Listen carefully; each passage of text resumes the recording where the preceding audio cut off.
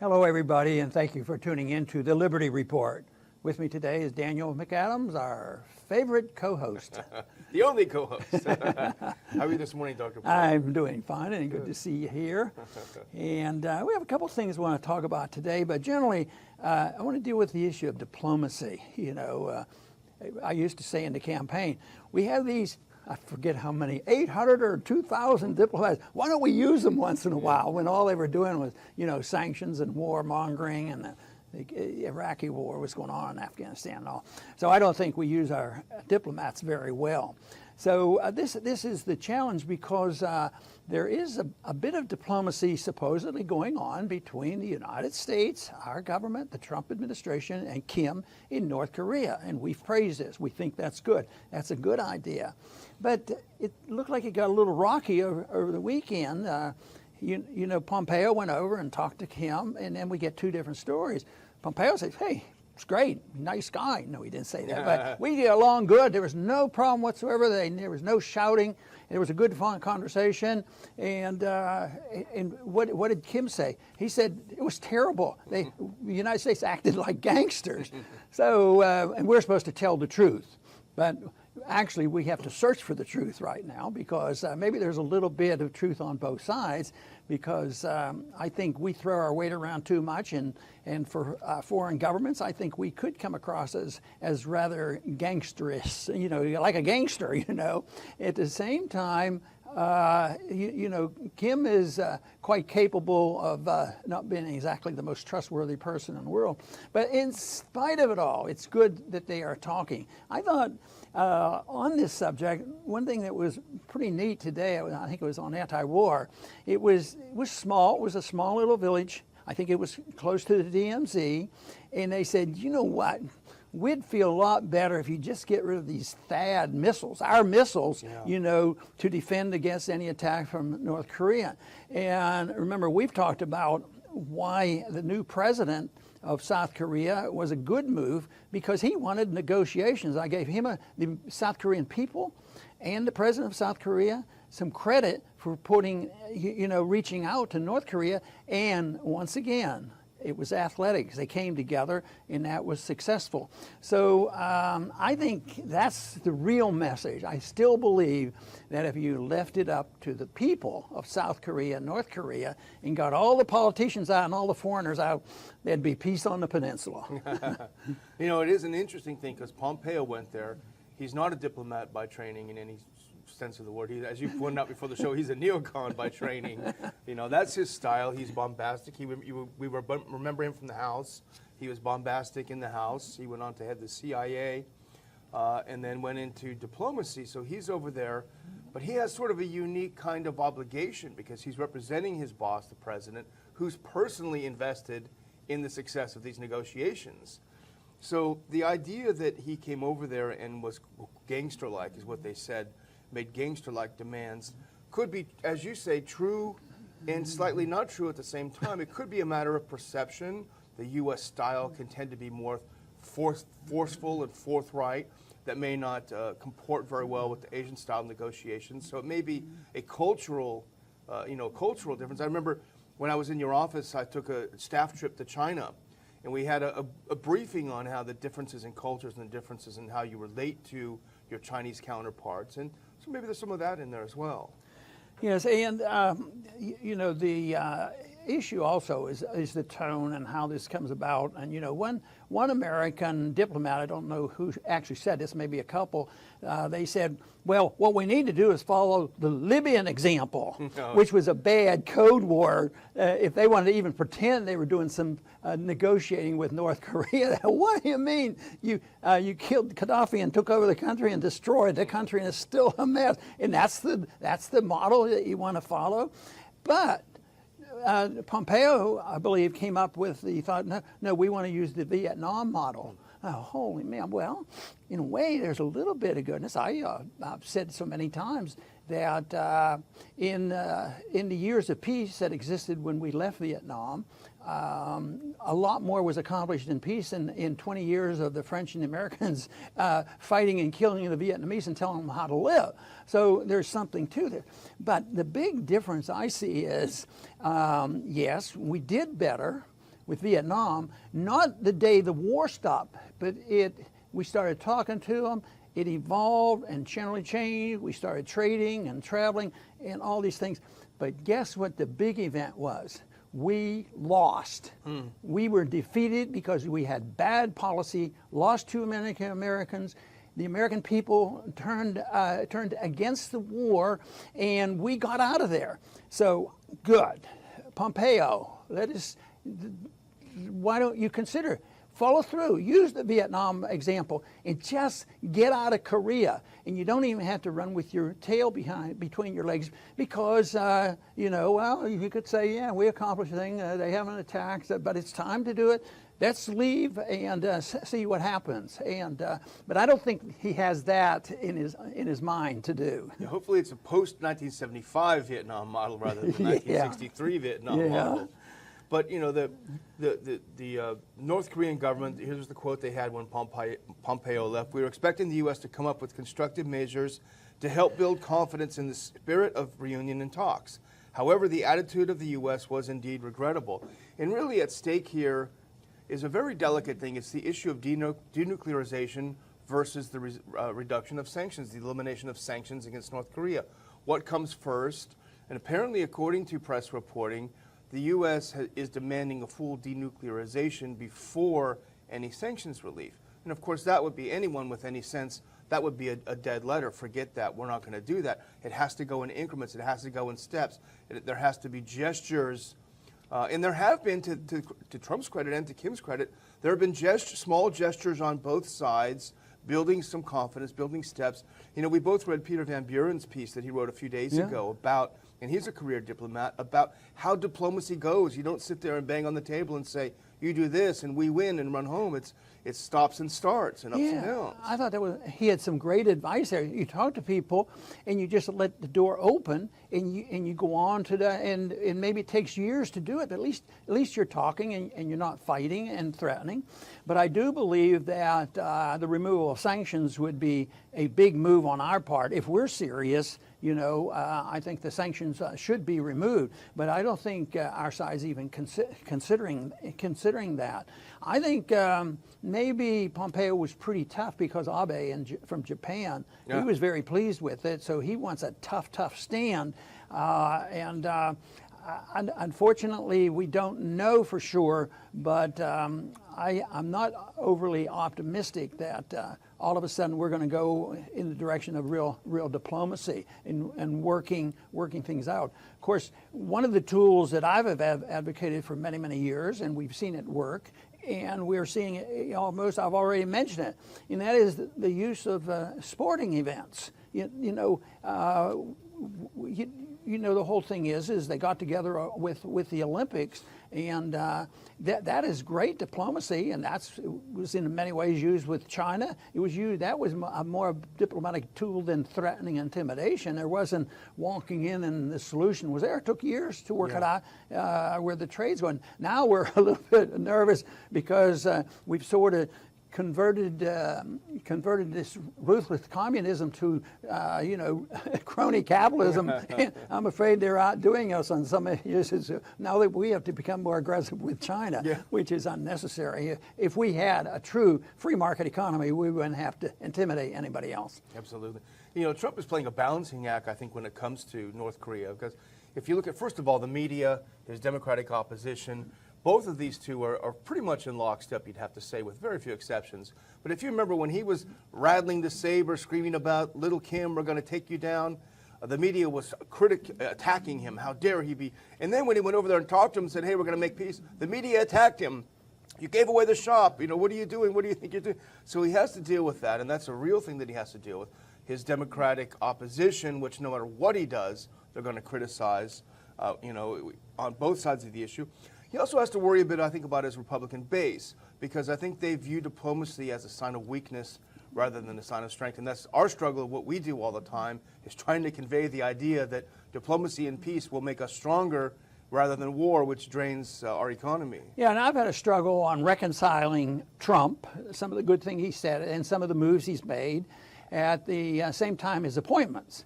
is a total contradiction. So he's saying things and moving in a direction which is favorable with North Korea, but then he sends Pompeo and Bolton over there to settle all this.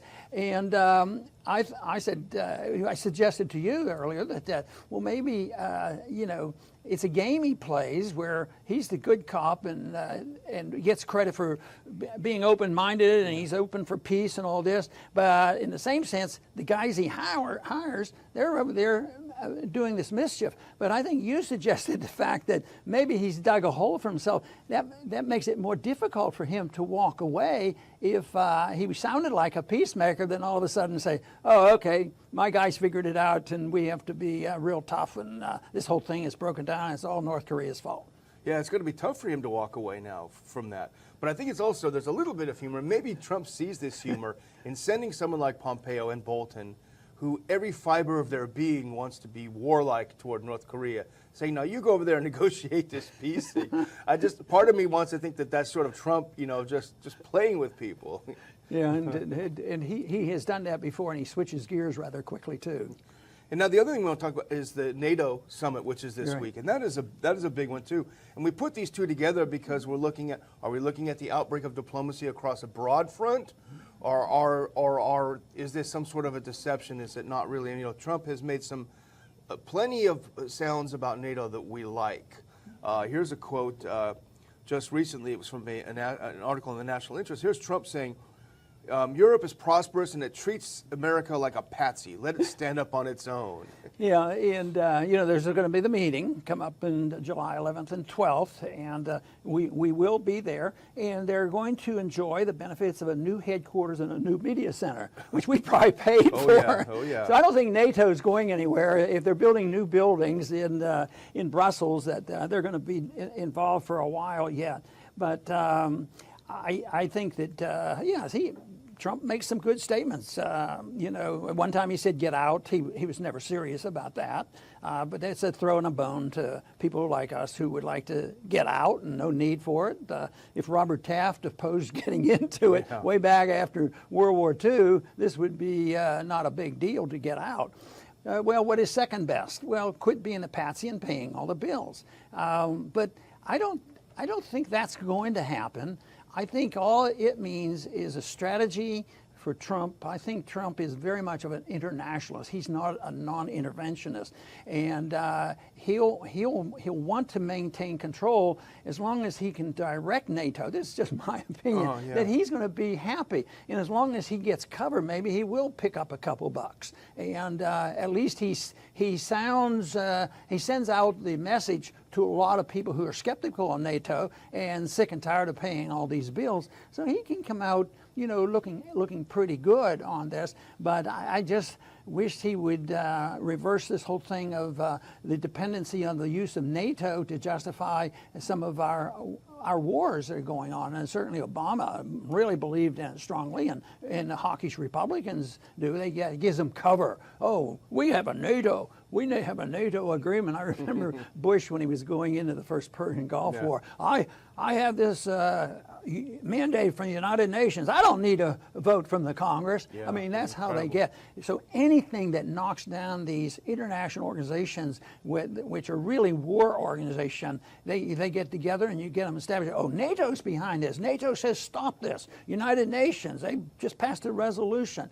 And I don't think that's the road to peace. We've been fighting a lot of little wars, maybe none real big, but there's been a lot of costly and a lot of devastating wars. Of course, when I say little wars, not as devastating, probably when you think of, tens of thousands like World War I or World War II, but we lost 60,000 in Vietnam, and we lost them in Korea, and it's still a mess. I just don't believe that these international organizations are worth much. And Trump has touched on this, and he knows there's more people than just we who advocate strict non-interventionism.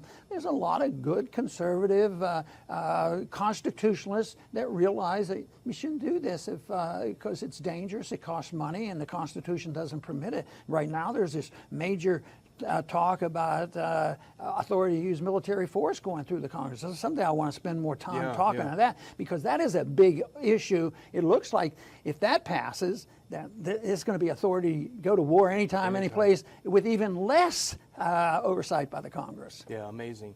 You know, I was surprised by this article in the National Interest, and I caught it on Zero Hedge, but they really came out critical. Dump NATO, I think was the title. 70 years later, NATO has failed to be of much use to the U.S. at all.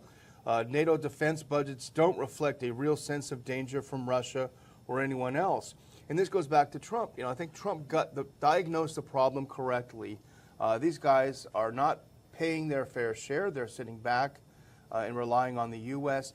But I think he misses the point on why. It's not because they're freeloaders. It's not because, hey, let the U.S. take care of it. I think it's something very different. And we've discussed this before. This is nothing new. It's because Europe does not sense a real threat to Russia. It's simply a propaganda ploy to bump up the military-industrial complex on both sides of the Atlantic. If they really felt threatened, you wouldn't have to twist their arm to build a couple of tanks. No, I think that's a good assessment and reason why people shouldn't believe that Russia's going to move the tanks over there. But one other thing that they ignore, though, even though it's getting a lot louder debate, and that is the civil chaos that's coming. I don't believe there's going to be invasions of armies into Europe. I don't think that's going to happen. But there's going to be a lot of strife. I just think that we're only seeing the beginning of what's happening because of this mass migration, which is a consequence of a lot that we do. We say, well, we're totally innocent. No, we're not innocent about what went on in the Middle East. Yeah. And even though it is described as being a major, major crisis in this country, and it is a significant crisis, but it's nothing what is in Europe. But I think the civil strife is going to be internal, and there's going to be civil strife. There's going to be the breakdown of the EU. That's what I believe. It's going to break down. And right now, you know, what's going on in the British Empire right now is more disintegration, and it's over the migration issue. Yeah, absolutely, absolutely. And you know, I would just, I guess, close out because we're getting out of time here, and just point out that as NATO becomes less of a military alliance, we talked about how it's a complete failure. Every war, it's, thanks a lot, gotten involved with us, it's lost. So it's less of a military alliance, but it's more a propaganda alliance. If you look at what NATO's doing, it's not doing a lot of war stuff, it's doing a lot of propaganda. It's funding things like the Atlantic Council, which we've talked about. It's funding things like the German Marshall Fund and other places that are pure pro-war propaganda. They're funded by us to propagandize us. They want to talk about Russia threat 24/7. And in fact, there was a recent publication by an Atlantic Council affiliated group explicitly attacking the Ron Paul Institute for spreading Russian propaganda because we're not in favor of war with Russia. So they are really ginning up on war propaganda. If you look at their literature in advance of this meeting, they're talking about more war propaganda. So what is our response?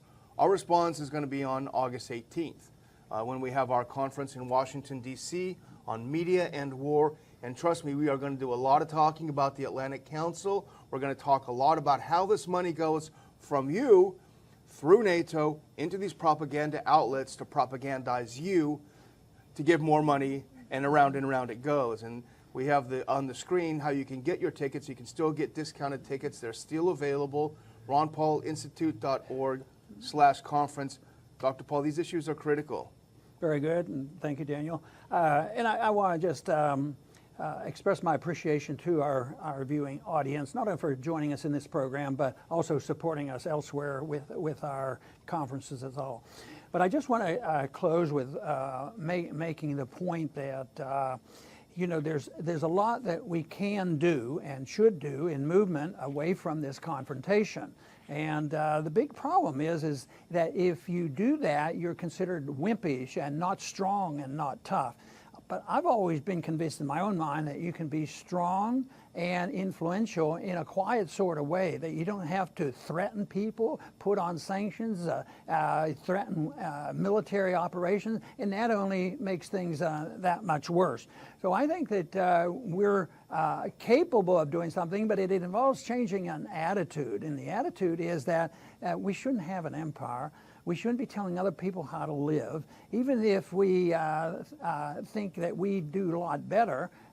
Forcing them to try to live the way we do isn't going to work. But the problem is we have less to spread. Our message is not as strong as it was, 100 years ago about the American system and what freedom is all about and free markets, because we have a mess. I saw an article today that claimed that we're a third world nation. I think that might be going a little bit too far, but you could be convinced that if you go to the inner cities. Matter of fact, maybe all you have to do is go to the streets of San Francisco, and you might think, hey, what's happening to this country?